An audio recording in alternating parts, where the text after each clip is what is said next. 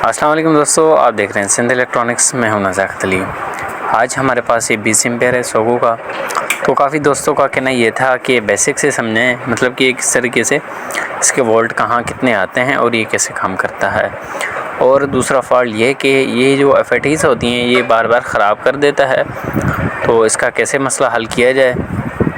तो सबसे पहले हम इसके जो ना बेसिक जान लेते हैं, मतलब कि इसके AC वोल्टेजेस जो आते हैं वो चेक कर लेंगे। 220 सीरीज़ में हमने लगा दिया है चार्जर को और मल्टीमीटर को AC 600 की रेंज पे रखा हुआ है। तो दोस्तों आप देख सकते हैं इन पॉइंटों पे हमारे AC वोल्टेजेस आ गए जहाँ मेन लीड लग रही थी। अब ये आगे जो है ना, मतलब कि मेन लीड से आगे वोल्टेजेस नहीं जा रहे हैं, तो ये क्या मसला हो सकता है। तो इसमें एक 5 एम्पेयर का AC फ्यूज़ लगा होता है और दूसरी साइड टेम्परेचर के लिए NTC। तो यहाँ देख सकते हैं दोस्तों ये फ्यूज़ ब्लास्ट हो चुका है बिल्कुल ही। तो इस फ्यूज़ को चेक कर लेंगे आया कि हमारा फ्यूज़ जो है ना नीचे से तो ब्लास्ट हो चुका है, ये ऊपर रीडिंग दे रहा है कि नहीं।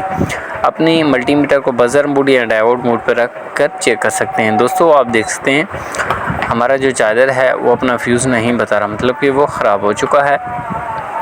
तो हमारे पास ये फ्यूज़ अवेलेबल नहीं है, तो हम इसके नीचे ना जंपर कर देंगे। जंपर करने के बाद चेक कर लेंगे आया कि जो हमारा चार्जर है वो ऑन हुआ कि नहीं। तो दोस्तों आप देख सकते हैं हमने अपने मल्टीमीटर को AC रेंज पे रखा हुआ है और 220 सीरीज़ में लगा दिया है इस चार्जर को। तो दोस्तों आप देख सकते हैं जैसे ही 220 सीरीज़ में लगाया तो हमारा बल्ब फुल ग्लो हो रहा है। तो ये क्या फॉल्ट है जिसके जैसे हमारे जो बल्ब है सीरीज़ वाला फुल ग्लो हो रहा है, ये चार्जर शॉर्ट शो कर रहा है। शॉर्टेज की वजूहत होने के लिए तो दोस्तों ये 4 डायोड लगे होते हैं, ब्रिज जिसे ब्रिज भी कहा जाता है, और ये मेन कैपेसिटर, और ये आउटपुट इनपुट FATs, और ये वाइपर वारा। तो सबसे पहले ये 3 एम्पेयर के जो डायोड लगे हैं इसमें वो चेक कर लेंगे अपने मल्टीमीटर को जो ना डायोड मोड पे रख के। तो इनकी जो रीडिंग आनी चाहिए वो 450-500 तक होनी चाहिए। अगर नीचे आ रही है जैसे 00, तो ये आपके जो डायोड्स हैं वो शॉर्ट हैं, वो ख़राब हैं। तो दोस्तों आप देख सकते हैं ये जो हमारे डायोड्स हैं वो अपने तमाम के तमाम जो है ना अपनी वैल्यू जो है ना बिल्कुल ही ठीक दे रहे हैं। बल्कि हमारा जो फॉल्ट है ब्रिज के आगे है, ब्रिज के पीछे नहीं है। तो अब ब्रिज के आगे क्या फॉल्ट है, तो ये मेन कैपेसिटर को चेक कर लेंगे क्या है कि जो हमारा मेन कैपेसिटर है वो ठीक है कि नहीं। दोस्तों आप देख सकते हैं मेन कैपेसिटर हमारा बिल्कुल ही ठीक है। अब ये 2 FATs लगी हुई हैं, तो इनमें काफ़ी बेज़ों का 13 इंच शार्ट लगी होती हैं, काफ़ी 20 इंच शार्ट लगी होती हैं। तो दोस्तों इनमें जो है ना 13 इंच शार्ट लगी हुई हैं। तो ये डायोड लगे होते हैं, इनको जो है ना इनमें जैसे डायोड्स को चेक करेंगे तो FAT की वैल्यू बताएंगे। तो दोस्तों आप देख सकते हैं दोनों जो हमारे MOSFET हैं FATs हैं दोनों ख़राब हैं। इनको जो ना बाहर निकाल देंगे। बाहर निकालने के बाद इसके तमाम वोल्टेजेस भी आपको चेक कराएंगे, कहाँ से कितने वोल्टेजेस आते हैं और किधर से गुज़र के आते हैं। तो दोस्तों आप देख सकते हैं हमने ये जो MOSFET हैं इसके FATs वो हमने उतार देने हैं, और इनके बाद जो इनकी एक्स्ट्रा सोल्ड वगैरह लगी होती है बोर्ड पे लग जाती है, उनको भी जो है ना सोल्डिंग से मतलब कि आपस में टच हो जाती हैं, उनको भी जो है ना अलग कर देंगे। दोस्तों आप देख सकते हैं हमने जो ना हर पॉइंट को अलग कर दिया है। इसके बाद सबसे पहले इसके वोल्टेजेस चेक कराएंगे आपको 220 सीरीज़ में लगा के। दोस्तों देख सकते हैं हमारा सीरीज़ ग्लो होके बंद हो गया, मतलब कि मेन कैपेसिटर तक हमारे वोल्टेजेस आ रहे हैं। दोस्तों सबसे पहले AC वोल्ट चेक कर लेंगे, जहाँ पे हमारे वोल्टेजेस नहीं बन रहे थे दोस्तों वहाँ भी अब हमारे वोल्ट बन रहे हैं। अब ये यहाँ से कॉइल से होकर वोल्टेजेस जो है ना इस वाले कॉइल से होकर यहाँ आगे डायोड्स तक जाते हैं, वहाँ पे चेक कर लेंगे।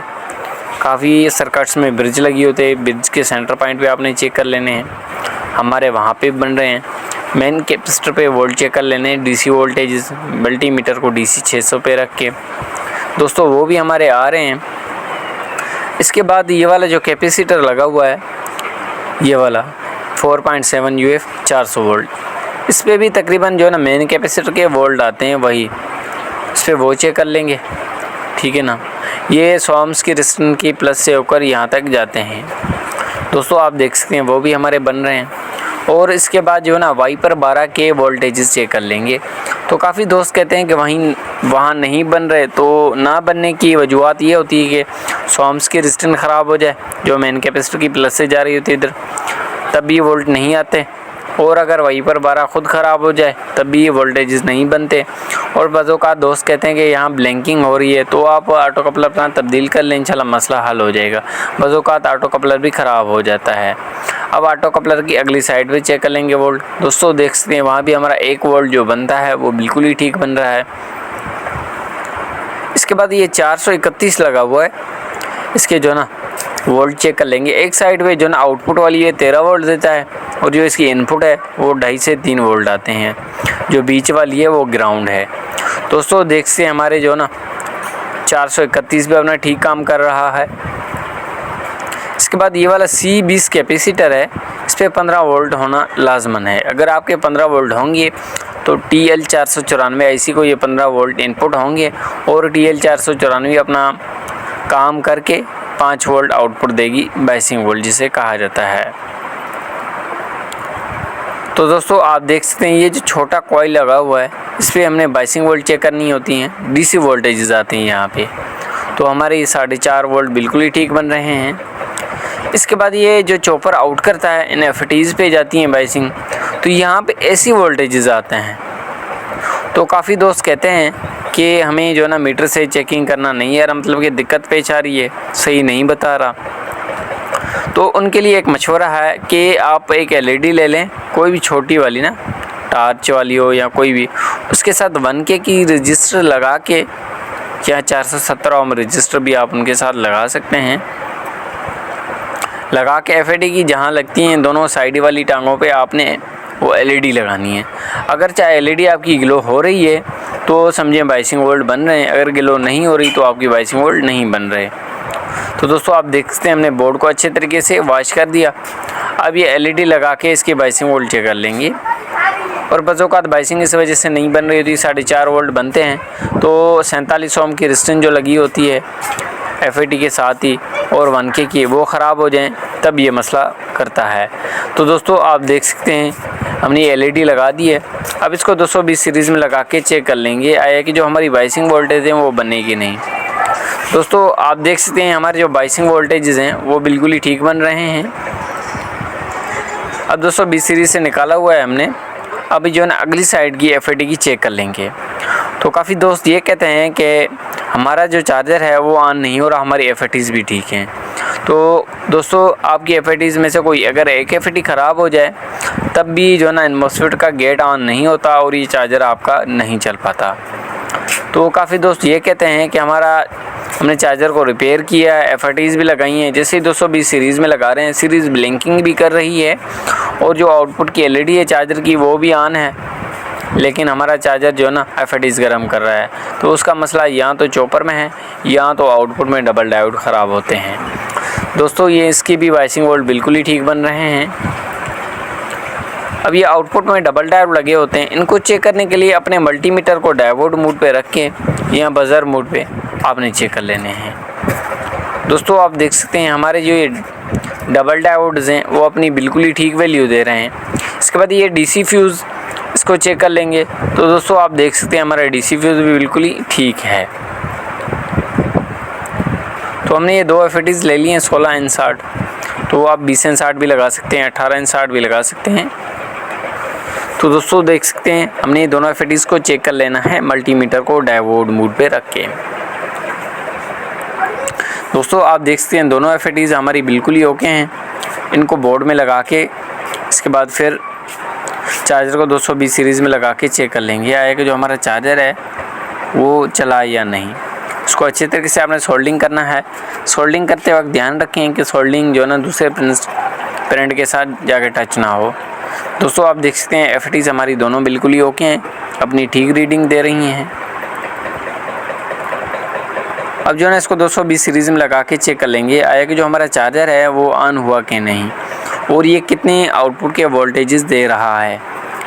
तो दोस्तों अगर ये वीडियो हमारी आपको पसंद आ जाती है तो हमारे YouTube चैनल सिंध इलेक्ट्रॉनिक्स को ज़रूर सब्सक्राइब करें और बेल आइकन को दबाना ना भूलें, ताकि हर नई आने वाली वीडियो का नोटिफिकेशन आपको मिलता रहे। दोस्तों हमने इसको बैटरी के साथ लगा के 220 सीरीज़ में लगा के इसके एम्पियर भी चेक कर लेने हैं आए कि जो हमारा चार्जर है वोल्ट तो दे रहा है, एम्पियर भी दे रहा है कि नहीं। काफ़ी दोस्तों को ये इशू होते हैं कि वोल्ट तो दे रहा है, एम्पियर नहीं दे रहा। तो दोस्तों आप देख सकते हैं इसके जो है ना वोल्टेजेस बिल्कुल ही ठीक बन रहे हैं। यहाँ पे जो 14 वोल्ट होते हैं चार्जिंग के लिए बेस्ट होते हैं वो बन रहे हैं हमारे। तो एम्पेयर इस वजह से नहीं बनते हैं कि आप जिस टाइम लोड देते हैं चार्जर को आपके जो वोल्टेज हैं वो कम हो जाते हैं। वोल्ट किस वजह से कम होते हैं जो है ना, या तो आपके डबल डायोड में से एक डायोड ख़राब हो, या कोई प्रिंट मिस हो, या 94 IC ख़राब हो। दोस्तों इसके वॉल्यूम पे जो है ना हमने एक 1K का रजिस्टर लगा देना है। जिस वजह से लगा देना है ताकि ये चार्जर जो अपने हाई एम्पेयर निकालता है वो ना निकाले। बस औकात ये होता है ये 20 एम्पेयर का चार्जर है, तो ये जो है ना कभी 19 एम्पेयर दे रहा होता है, कभी 18, तो इसकी जो FATs हैं इसी वजह से जल जाती हैं। यहाँ दूसरी वजह बात ये होती है यहाँ हाई वोल्टेजेस आ जाएँ।